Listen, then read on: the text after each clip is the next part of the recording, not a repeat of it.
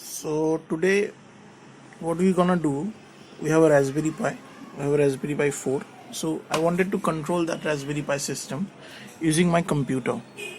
So basically to connect remotely, the conventional way you have to have a two monitor system. So to connect the Raspberry Pi and then you remote it using the IP address and the VNC viewer. But a lot of cases you might not have an extra monitor, or your monitor is old, it doesn't have a HDMI cable. So this technique is called headless method. Okay, so today we will see how we can connect the Raspberry Pi using your computer without having a monitor or keyboard attached to it. Okay, let's see. So let's see what are the softwares that we need. First of all, of course, we need the Raspberry OS. So from the official site you can download the Raspberry OS, Raspbian. So this is the recommended software which I already downloaded. I always recommend you to download this, not the light version, because inside that you get all the required softwares to run a project for your future needs.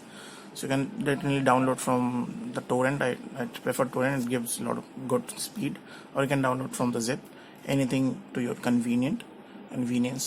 So now the technique is called headless. So you also get all the things written over here from the official site. You have to go to the documentation, configuration, wireless and headless. So let's see what else we need. We need a VNC viewer, of course, to remotely connect it, and we need, this is the most important part, we need a software called PuTTY. You can able to see it. To connect the SSH, you need the secured shell, of course, you need the PuTTY. Okay, so these are the softwares that we need. Let's see how it goes. So here we are having a 32 GB chip. So I already mount that OS. Okay, I already mount that OS inside it. So it's pretty easy. You can definitely get a lot of easy softwares. I use Etcher. You can use Raspberry Mount. They have their own softwares to mount the image. You just have to go to the software and just select your OS that you already download and mount. That's it. So after that, what you see, you will get something like this. The bootable part will be open to you, the root part will not be open to you. So the bootable part is open to you. This is the bootable part. Now what you have to do to connect remotely, to first of all you have to connect your Raspberry Pi to the Wi-Fi.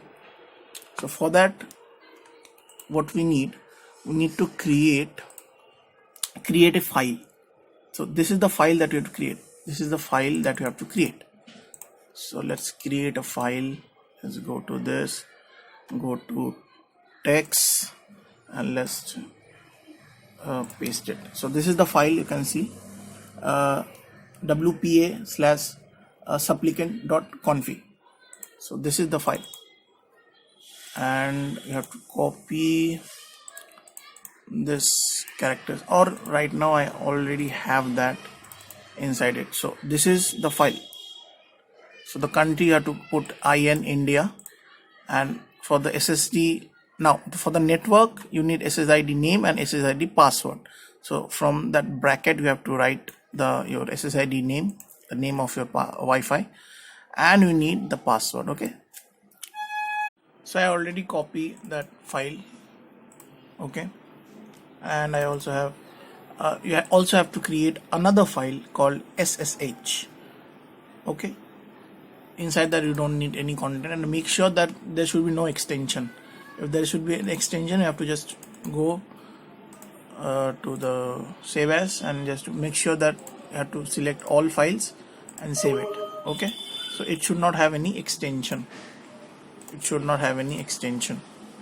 So yeah, you should not have any extension. Now you have to just boot your Raspberry Pi with that chip, and have to wait for 2 minutes. Let's see whether it's able to connect to your Wi-Fi or not.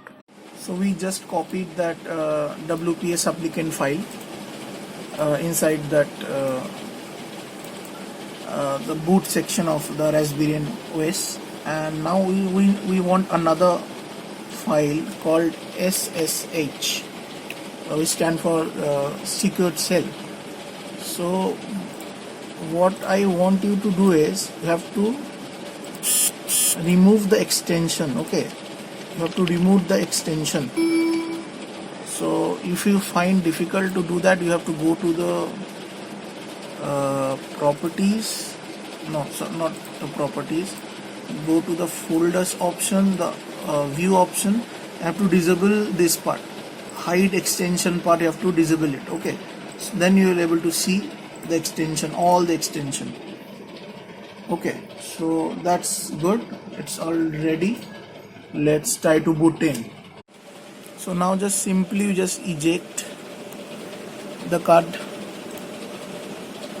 It was eject, and just have to, this is the card, you can see. Maybe you're not able to see it, fuck my camera.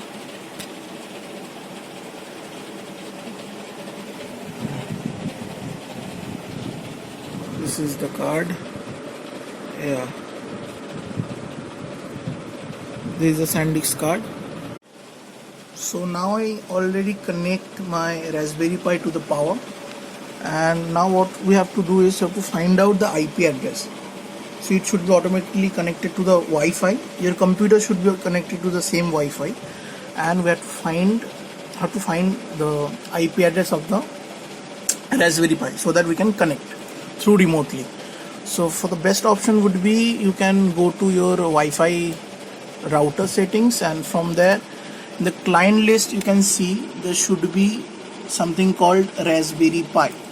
Okay, you will get it like this. Or if you don't have, if you're using a hotspot, then first of all you have to understand, you have to see your own IP address. So you go to the command box and you can just type in IP config. So IP config, you will get, this is, so this will be your IP address, IP4 address. You can see this is your IP address. For mine it will be 103. So last part will be different, rather than everything will be same. So to find out the last part, okay, so you can use something like what we called an IP scanner. You can use an IP scanner, you can definitely get it. So in my case it's 103 is my computer, the PC I can see, and 101 is my Raspberry Pi. So you have to, now one thing you have to do, so this is a dynamic IP. Every time the Raspberry Pi boots up, it will change. So the best thing you can do, you have to just copy that MAC address. You have to put it static assessment. You have just put 101 in my case, and put the MAC address and make it static. So every time it boots up, you know the IP address, it will be same 101 in my case. So now when you know the IP address of this Raspberry Pi, all you have to do is just go to the PuTTY. So the PuTTY, you have just put the IP address. This is the IP address of my Raspberry Pi.